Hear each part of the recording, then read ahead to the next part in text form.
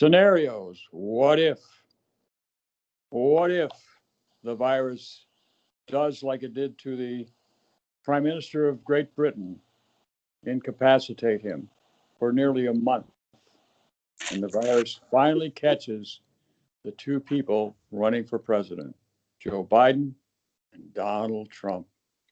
Goodness, goodness, goodness. Wow, what a situation. What a dilemma. We're about to have a Republican convention. They just had a Democratic convention. Joe Biden gave a terrific speech, looks healthy, looks vital, looks perfectly fine. And lo and behold, he shakes hands with Donald Trump in an offhanded meeting, and they both contract the virus because one or the other already had it, and they gave it to the other one. And that is a scenario of what the hell are they going to do? Both parties will have to make a choice. Biden, being the presidential candidate, has to be replaced by somebody like Bernie Sanders. And Trump will be replaced in the same situation by Pence. Holy cow, what is that all about? Now you have a situation where Kamala Harris is second fiddle not to Biden any longer, but Bernie Sanders. And Pence has got to find a new vice president.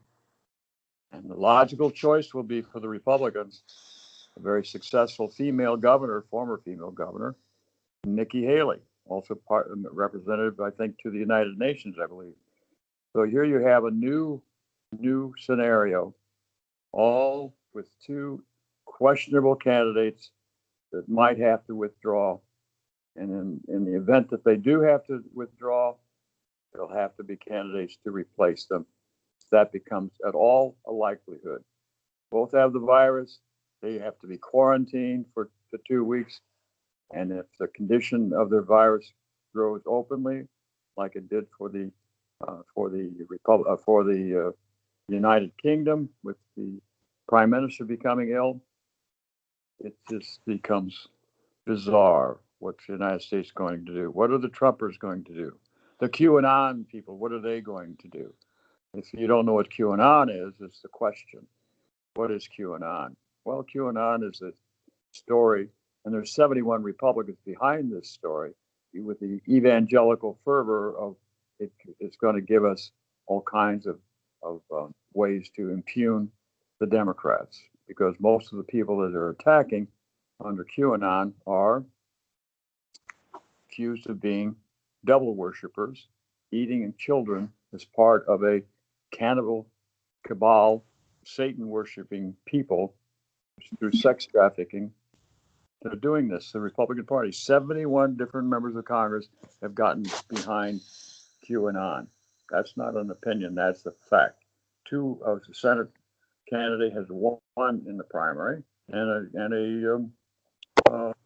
a Representative Marjorie Greene, and I think in Georgia has won, and she'll be the final candidate who will win in the conservative district that she's in Georgia. That's QAnon. That's a new thing. That's a new wrinkle. In the meantime, we've got this scenario that says, what do we do? What do we do? What's Bernie going to do? So Bernie's going to come out with a big statement. If Joe can't get better, I'm standing in here. I'll tell you, we're going to have Medicare for all. That'll be my platform. I'm going to do that. Pence will say, gee whiz, I'm going to the evangelicals to pray with them what to do as a new leader of the Republican Party. I really hope that our great president, Donald Trump, gets well, but I sure like the idea of being president. What a story. What a scenario. And all the things that will happen in these scenarios are just scenarios until they happen.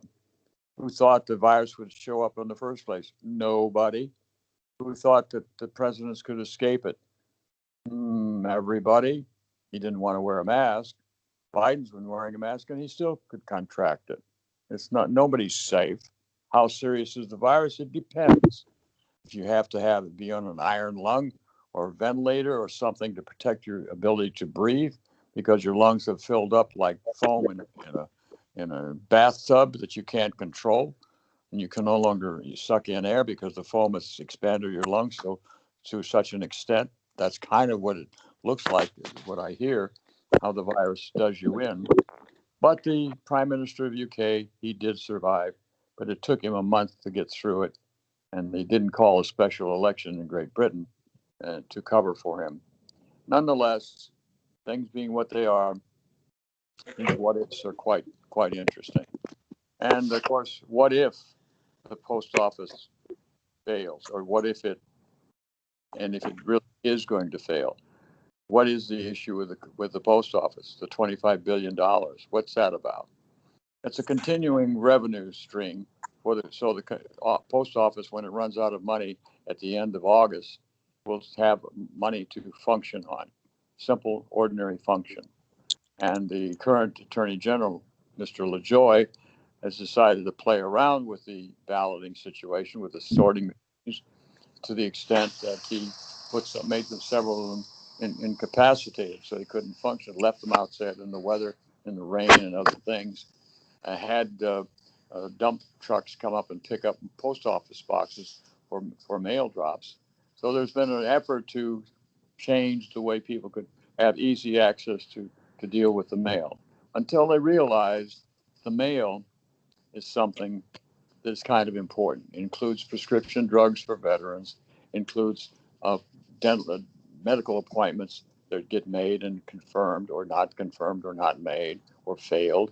All variety of problems. Social Security checks, stimulus checks even would get lost in the mail system that Mr. LaJoy has created, appointed by Donald Trump. In the idea of making the mail system better? No, just to have put somebody in an office because he gave Donald Trump $1 million as part of a candidate, as a candidate when he ran in 2016. That's all, just a payment in kind. But he seems somewhat competent. LaJoy does. I watched the interview when he was with the Congress. No, what if he really is crooked instead of just incompetent? He's competent but crooked anyway, willing to commit crime or behavior. I mean, if you go into somebody's mailbox and disturb what's in that mailbox, or you interfere with the mail, that's a federal crime. Now you're somebody in the charge of the postal general. He can commit all kinds of crimes because he's a postal general. This is ridiculous. This is America. Wow, what a system! What a country! What a lack of faith we can ultimately come away with this. If you can't trust the mail to come on some kind of regular basis, well, what have we done all along up till now? The Congress, of course, made a real problem for the mail. What'd they do? They said, well, you have to, for the next 10 years, have 75% of all your pension money set aside. 75%. Yeah, 75%. And for 75 years, you have to cover for 75 years for the next 10 years, that much pension money for all of the people getting a pension in the post office.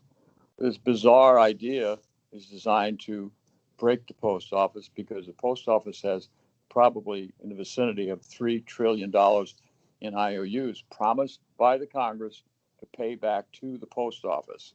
And they're just worthless until the Congress decides to honor those IOUs. And so people say, well, why not give it to UPS? Give it to United Postal Service, which is not our regular postal service, but USPS is our regular postal service, or Amazon or someone else, and let them make profit. Well, it's not about profit, it's about service. Why don't we just start trying to make a profit off our military? How do you do that? It's a service business. Why don't you make a profit off your firemen? It's a service business. I mean, this nonsense of making profit, that's what doing a business is, making a profit to function, to keep functioning. When you have a service, the service has to be maintained on a regular basis. You can't unelect someone who owns a corporation. You can unelect somebody who gets behind or doesn't get behind your regular service with the post office. So what is a profit? What's the value of a profit? Running government like a profit, making anything, is for people who don't know what government is, don't believe in what government is. And those are the people, what I call the right Reagan nuts. And what did Reagan do? Well, what he did was at the end of 45 years of successful operation of our government from 1935 forward, he cut the tax rate for the rich. And that became the trend of debt path for the United States. In 1935, FDR had put the tax rate at 75% on the upper tax brackets, not on the lower ones, on the upper ones. And it stayed to 75% till World War II, went to 91%, stayed that way till 1960 under Eisenhower, Truman, and FDR both. And that tax rate did not budge under Eisenhower, a Republican. And what happened? The war was won, 4.5 years, not 17 years like in Afghanistan.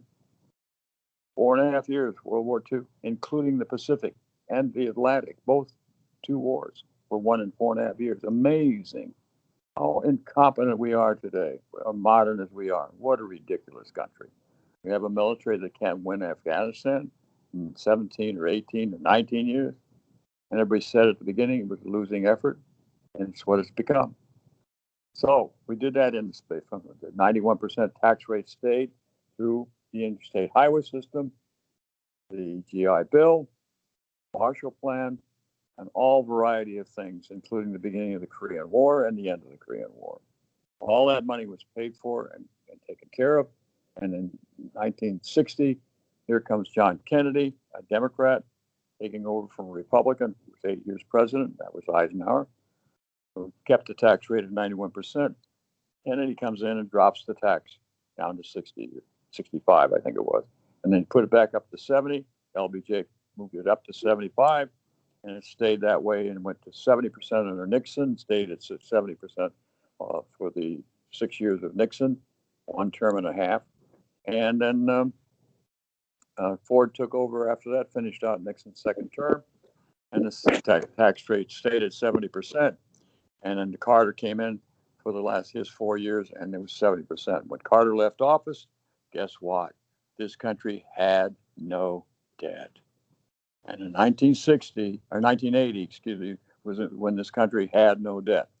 And I predicted in 1980 on local television up in Illinois, ABC, Channel 19, that Reagan would put us in a debt spiral that'll be difficult to get out of. He cut the tax rate from 70% down to 28%.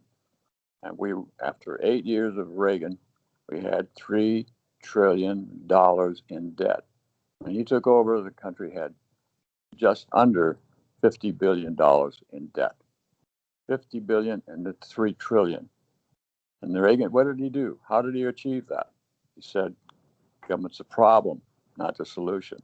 And I shook hands with him in Sarasota at the Van Wezel Theater, and I said, why are you running for office when you don't believe in government?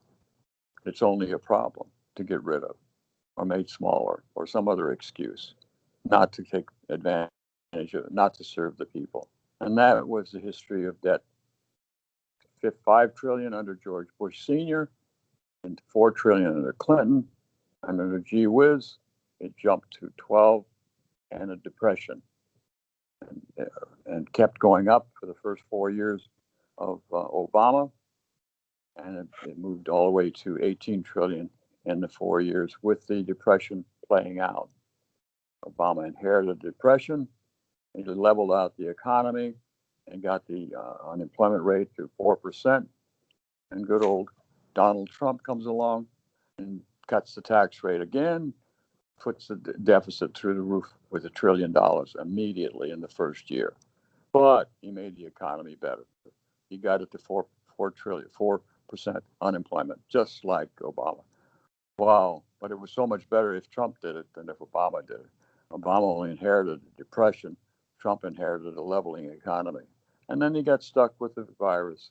And everybody says that doesn't know anything or doesn't know much, that he made a very strong economy.